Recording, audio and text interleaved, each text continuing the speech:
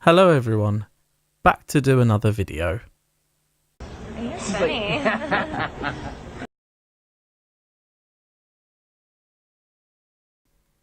Ladies and gentlemen, the video you are about to watch is satire. I am telling you this in advance because the content in this video will be presented in a factual way, and some of the conclusions drawn may divide opinion.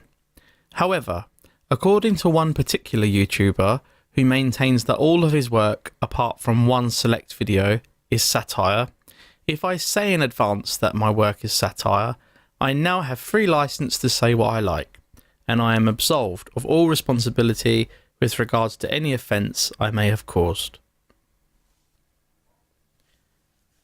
If you're unfamiliar with my channel, the channel is called Heartbeat, and the core content of the channel tends to be analysis videos or commentary videos or reaction videos to do with the work of one other YouTuber in particular. That individual was at one point called the 1316 Killer. Due to certain things having happened in the background, that channel has been transformed from its original incarnation, which was the 1316 Killer, to something which then was called Killer Polycarp Comedy, to its now current form, which is Killer Comedy Unleashed. This is a difficult question to answer, but we can start with what we know for sure. So there was a channel, that channel was called the 1316 Killer. On that channel there were several quote-unquote satire videos where the character in the video, the 1316 Killer, I believe that was his formal name, he was creating videos satirizing other YouTubers, Review Tech USA, Solid Rev, etc. Because of the way YouTube works, it is possible to report or flag a video, and if you get 3 strikes, that is the end of your channel. That didn't happen, that happened over a prolonged period of time. So there was one flag which we know was to do with a gentleman who worked at Best Buy or something, and he took offence to what the 1316 Killer had put up.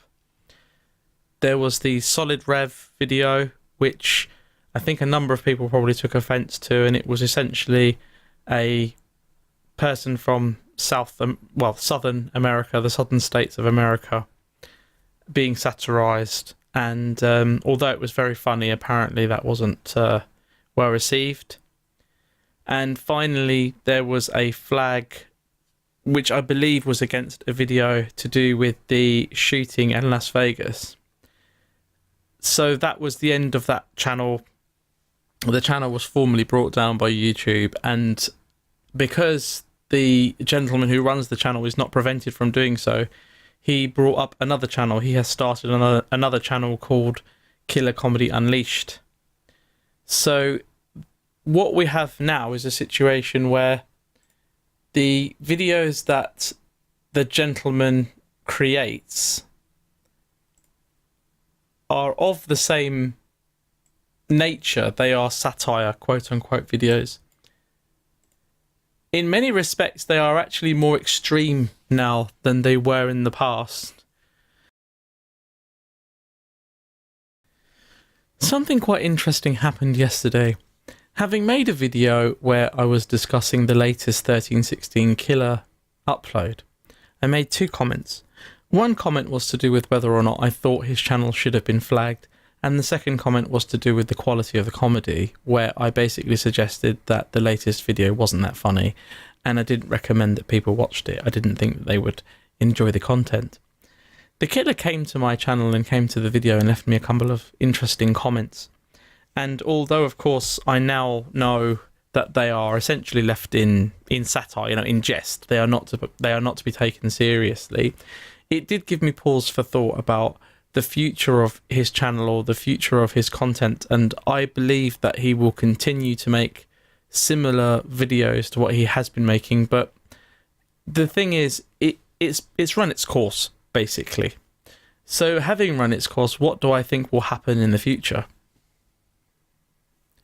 As I said a moment ago, the killer has been getting more extreme in terms of his video content, and when he makes the kind of videos that he likes to make, he does receive criticism. He does tend to hide behind what is essentially a 4-part argument, and I have outlined that argument in this image. It's a persona. The character is used to satirise others. I am not responsible for others being offended. If they don't understand that I'm being satirical, that's not my problem.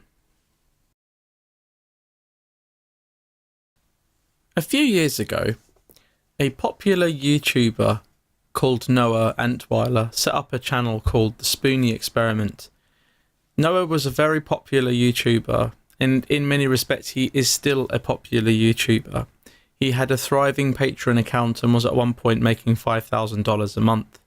He was very entertaining. He was satirical as well.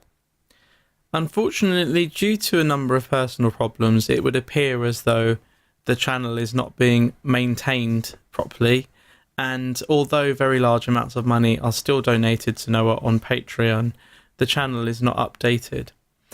There have been a number of infamous incidents where Noah has streamed content and has shown open disdain for his fans and for his viewers. This has caused Noah to fall out of favour with most people, and in fact many videos have been made about Noah, or Spoony as he's more commonly and informally known, asking the question, well, what happened to Noah? What happened to Spoony? I do still go on the channel and I do still watch my old favourite videos, especially the Phantasmagoria series, but no, the channel is essentially dead, and Noah now spends his time making comments on Twitter, and that's it. He doesn't make any much more of a contribution than that. So what is the takeaway point here? What is the point that I'm trying to make? And basically that point is that I do think there is an important difference between being satirical and being respectful of the viewer, and of respectful of the commenter, and being respectful of the subject of the video.